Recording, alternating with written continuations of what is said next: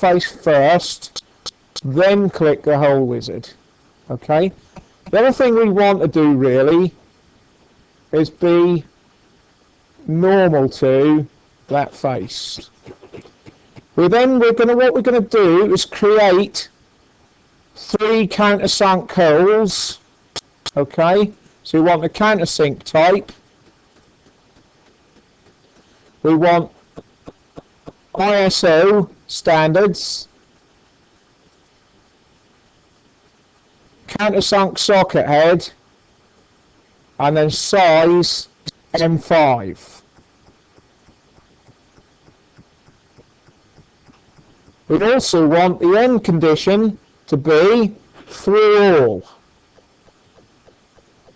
Then what we do, if you just look at the screen, gents, you want to select the positions tab, and what it will then do is allow us to put 1, 2, 3, 4 holes on the base. You can put them anywhere at this moment in time.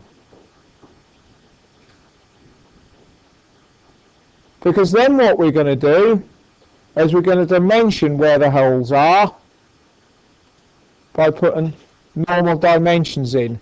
So that one, 16mm up from that edge.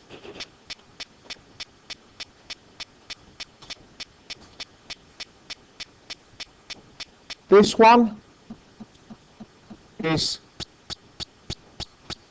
31mm up from that edge.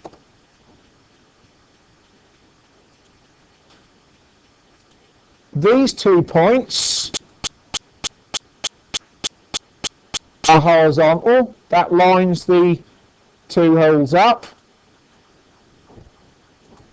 These 2 points are also horizontal. And then we want from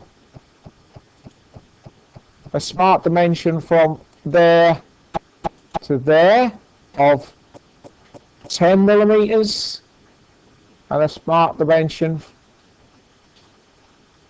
from there to there of 140. Out of the dimension, we got to then do that point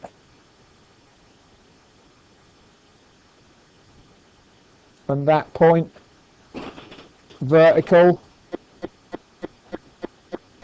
tick, that point and that point vertical. So with the minimum number of dimensions now, we got all our holes in the right place. Tick that, and so we're finished with the hole wizard, and we've got our 4 holes all the way through our plate with countersunk bottoms.